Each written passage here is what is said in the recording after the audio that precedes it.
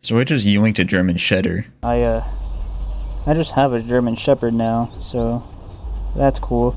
So the dog wanders in my garage like it owns the place, and it's looking for food.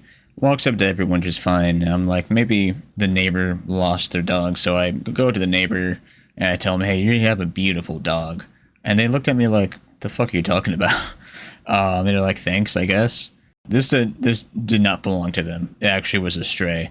Come to find out later. And I did what any citizen would do and called the city because I already have a dog and don't have a place for it. And the city said, oh yeah, we'll be there in the neighborhood to look around for it in 2 to 3 business days.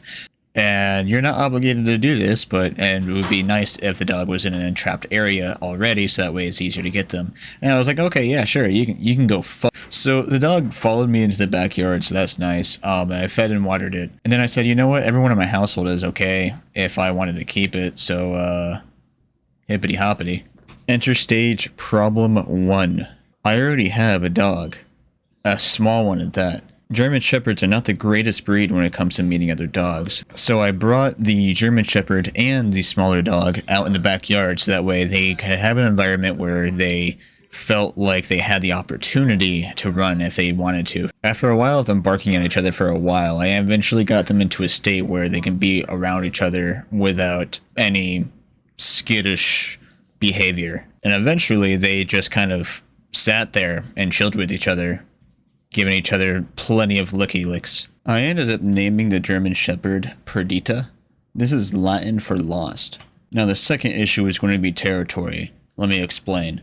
When I first got the dog and tried to take it in, the only territory I gave it was the backyard. Don't give me that shit. Now why that's important is because since it's the only territory I've given her for the time being, it is also the territory that she thinks is hers, which I need to make not the case in her mind as soon as possible. So to solve problem 2, I need to make the backyard and the house all one territory and make it very clear that it's not just hers, but it's also the little dog's as well.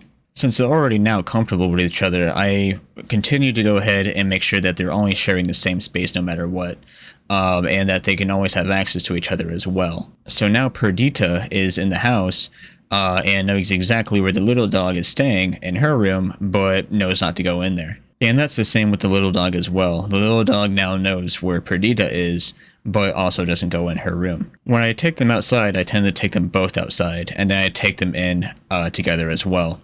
So the backyard and the house are now their shared territory. They don't think that either one of them owns it, so they're not going to try to defend it. However, they still have their own private spaces that they can feel comfortable with if they want space. When I found Perdita, she was visibly malnourished, and very, very skittish. Slowly but surely, she's beginning her energy back. And after the course of a while, she eventually opened up and let me play with her.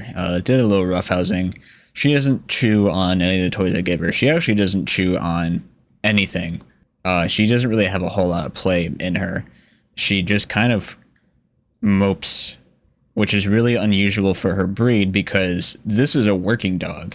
They're supposed to have a lot of energy, but she just sits there. But now she is out of the heat and has a good roof over her head, so wish me luck in the progress with Perdita, and thank you for watching.